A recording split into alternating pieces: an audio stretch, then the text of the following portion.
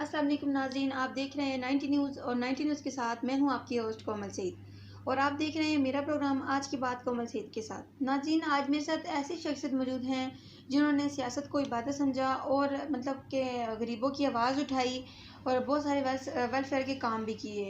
जी नाज़रीन, मेरे साथ मौजूद हैं नोमान जदून साहब जो कि वाइस प्रेसिडेंट हैं NA54 के। सर, सबसे पहले तो मैं आपका शुक्रिया अदा करूंगी कि आपने मुझे टाइम दिया, 90 न्यूज़ को टाइम दिया। सर अस्सलाम वालेकुम।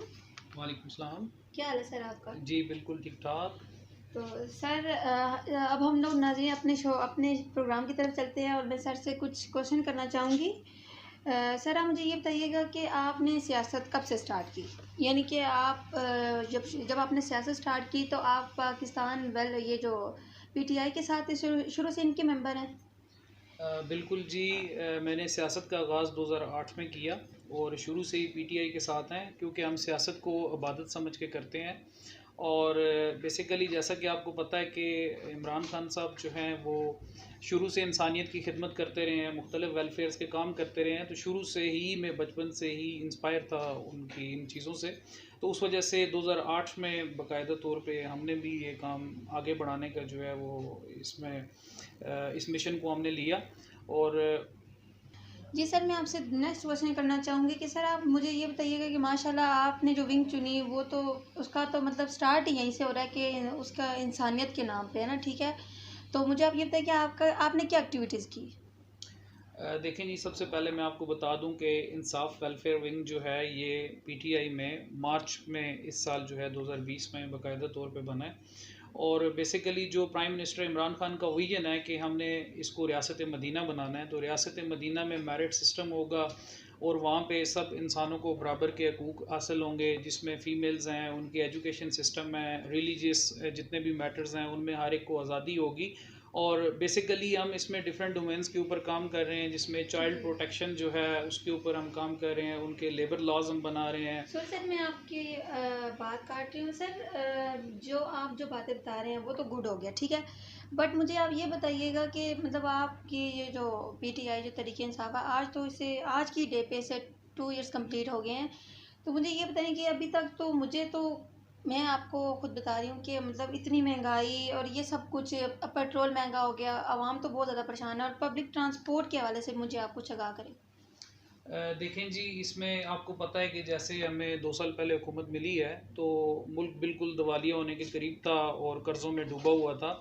तो हमने कर्ज़े भी वापस किए हैं, उनके ऊपर सूद की अदायगियाँ थी, तो वो भी हमें बहुत ज़्यादा प्रॉब्लम्स थे, तो उसको हमने मैनेज किया है। और अभी आपको पता है जैसा कि इस साल कोविड-19 का जो है वो इशू चल रहा है और उसमें हम सक्सेसफुली उससे बाहर आ चुके हैं इंशाल्लाह। और मैं आपसे एक और सवाल करना चाहूँगी, जो आप इंसाफ वेलफेयर है इसका क्या मकसद है, ये क्या और इसमें करंट एक्टिविटीज़ क्या हो रही हैं? देखें जी, इंसाफ वेलफेयर विंग के बारे में मैं आपको बताता चलूँ कि ये इस साल 2020 में मार्च में बाकायदा तौर पे बना है। और जैसे प्राइम मिनिस्टर इमरान खान का विजन है कि हम इसको रियासत मदीना बनाएं और रियासत मदीना के असूलों के ऊपर चले, तो वहाँ पे मेरिट का सिस्टम होगा और तमाम इंसानों को बराबर के हकूक़ हासिल होंगे। इसमें हमने पॉवर्टी एलिमिनेशन करनी है, प्रिजन्स रिफॉर्म्स करनी है, इन्वायरमेंट प्रोटेक्शन, उसके ऊपर ऑलरेडी आप देखें प्लांटेशन का सुनामी प्रोजेक्ट जो है वो ऑलरेडी चल रहा है। और उसके अलावा जो हेल्थ रिफॉर्म्स हैं उसमें इंसाफ सेहत कार्ड हम ऑलरेडी डिस्ट्रीब्यूट कर रहे हैं, इसको हमने लोअर लेवल में लेके जाना है। और पॉवर्टी एवेल्यूशन के लिए भी हम जो है वो सर मेरी एक और सवाल है आपसे। सर ये जब ये कोरोना वायरस जब शुरू में आया और जो लॉकडाउन हुआ, इस सिलसिले में ये तरीके इंसाफ जो प्राइम मिनिस्टर साहब हैं और आपने ये जो वेलफेयर बीइंग जो काम किया जो भी है, तो आप मुझे ये बताएं कि आप लोगों ने मतलब हर घर में राशन वगैरह मतलब कि लोगों को हर चीज़ प्रोवाइड की कि नहीं? देखें जी, हमने अपनी पूरी कोशिश की है। इसमें टाइगर फोर्स भी बनी है, वेलफेयर विंग भी जो है वो अपना काम करता रहा है। हमने मास डिस्ट्रीब्यूशन भी की है, इस्लामाबाद में की है, पूरे मुल्क में की है उसको। उसके अलावा जो है हमने कोविड-19 के हवाले से इसको चैलेंज लेके हम चले हैं और उसमें एमरजेंसी बेसिस के ऊपर हमने डिफरेंट हॉस्पिटल्स भी बनाए हैं और इसमें हमने राशन भी तकसीम किया है मुख्तलिफ जगहों पर। तो लेकिन अभी भी मैं समझता हूँ कि इसके हवाले से हमें बहुत ज़्यादा काम करने की ज़रूरत है। बेसिकली टिपिकली पुलिस रिफॉर्म्स के ऊपर ये एक बहुत बड़ा चैलेंज है, स्पीडी जस्टिस के ऊपर। तो इसके ऊपर जो है वो काम चल रहा है और इंशाल्लाह बहुत जल्द आपको अच्छी खबरें मिलेंगी। तो सर हमारी एक्सपोर्ट्स में इजाफा हो रहा है, इंडस्ट्रीज़ लग रही हैं, सी पैक पे तेज़ी से काम हो रहा है। तो इसके बाद जो है जो ही कैश फ्लो होना है मार्केट में, तो इससे महंगाई में कमी आएगी। और जो आपका क्वेश्चन है पेट्रोल के हवाले से, पेट्रोल प्राइसेस तो ऑलरेडी हमने बहुत ज़्यादा कम किए हैं। जो इंटरनेशनल मार्केट में क्रूड ऑयल की प्राइसेस कम हुई हैं, तो हमने डायरेक्टली उसका बेनिफिट अवाम को दिया है और वो प्राइसेस हमने कम करके रखी हैं। सर उस मुझे दौरान एक और बात बताइएगा, सॉरी फॉर दैट, मैं आपकी बार बार बात काट रही हूँ। सर मुझे ये बताएं कि ये प्राइम मिनिस्टर साहब ने जब ये इलेक्शन वगैरह हो रहे थे तो उन्होंने बड़े दावे किए कि भाई मैं 50 लाख जो है घर मतलब गरीबों को दूंगा, और जॉब्स के लिए भी कह रहे थे।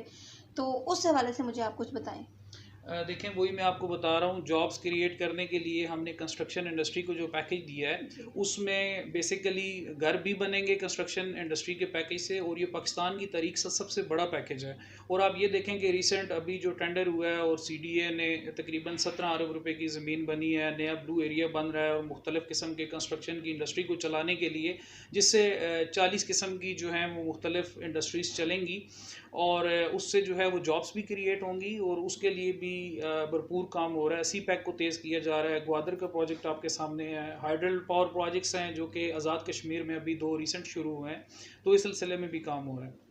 जितने भी आए तो ये पॉलीक्लिनिक में तो इस चीज़ का बताया जा रहा है कि मरीजों के लिए कम पड़ रहे हैं।